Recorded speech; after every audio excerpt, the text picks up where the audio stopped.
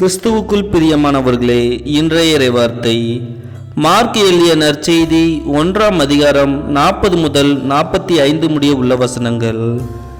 ஒரு நாள் தொழுநோயாளர் ஒருவர் இயேசுவிடம் வந்து, நீர் விரும்பினால் எனது நோயை நீக்க உம்மால் முடியும் என்று முழந்தாள் படியிட்டு வேண்டினார். இயேசு அவர் மீது பரிவு கொண்டு தமது கையை நீட்டி அவரை தொட்டு அவரிடம், நான் விரும்புகிறேன், உமது நோய் நீங்குக என்றார்.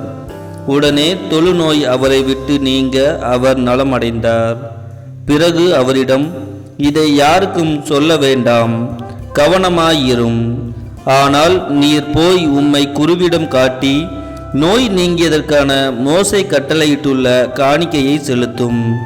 நீர் நலமடைந்துள்ளீர் என்பதற்கு அது சான்றாகும் என்று மிக கண்டிப்பாக கூறி உடனடியாக அவரை அனுப்பிவிட்டார்.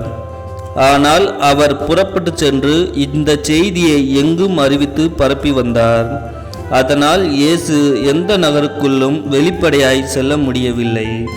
வெளியே தனிமையான இடங்களில் தங்கி வந்தார். எனினும் மக்கள் எல்லா இடங்களிலிருந்தும் அவரிடம் வந்து கொண்டிருந்தார்கள்.